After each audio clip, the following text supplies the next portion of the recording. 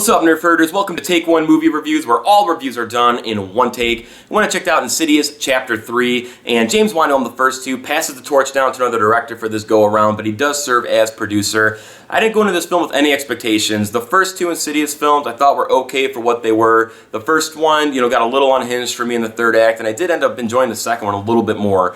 But no expectations going into this, and you don't need to see the first two to grasp what's happening in this movie. There's some callbacks to the first two films, so if you know certain characters or events that happen, it kind of ties in a little bit because this film does serve as a prequel. But other than that, it's a complete standalone film. This one here centers around Quinn, who lives with her dad and her brother, lost her mom a year and a half ago, and she's trying to make contact with her, as most kids her age, probably really missing their parents dying.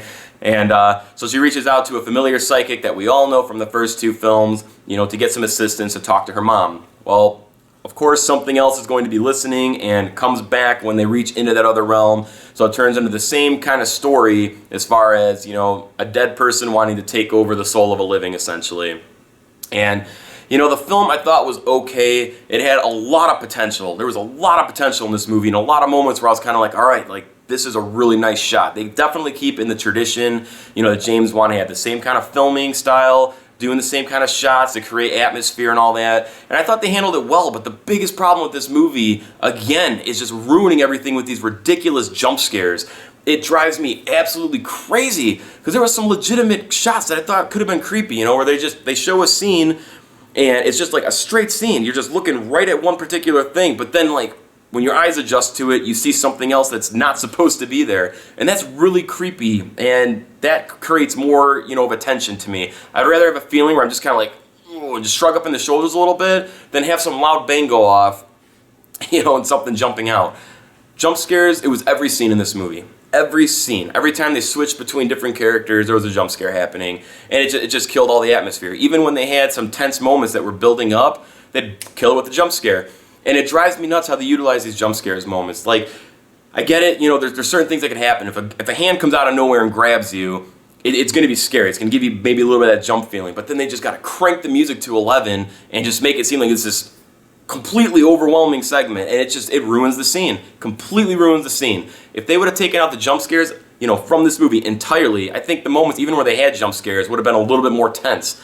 So, yeah, that kind of killed it for me. But I do need to say that Lin Shaye, who plays Elise, who's the psychic from the first two, she comes back, reprises her role for the prequel here, and she is just fantastic in that role. She is seriously perfect for that. She embodies that role, and she's the most interesting part of any of these movies for me. I just love watching her, and the whole idea of bringing a psychic into a movie, which has been done a lot, but I think Insidious handled a little bit differently, where she can cross into these planes, and then you actually watch what happens, on this other world.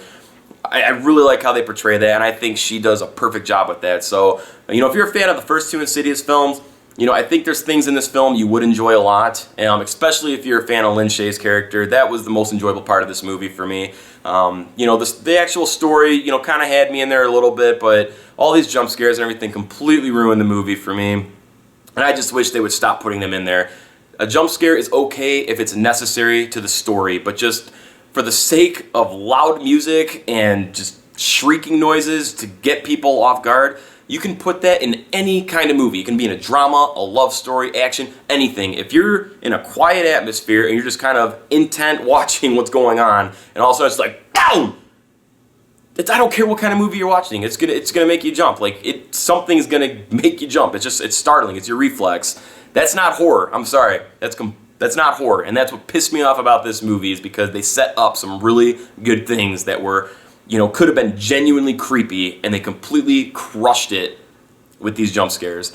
So, yeah, it's my least favorite of the Insidious films. If you guys have seen Insidious Chapter 3, leave a comment. Let me know what you thought about it. If they do a fourth one, I'd be excited to check it out, because I like the idea that these movies go for. They need to polish these over a little bit more and not go to these crappy Hollywood standards. They really have, a good thing going if they utilize it right. But if you guys are new to the channel, make sure that you all subscribe, and Nerf Herders podcast will be coming pretty soon here. Thank you guys very much for watching, and until next time, keep on Nerf herding.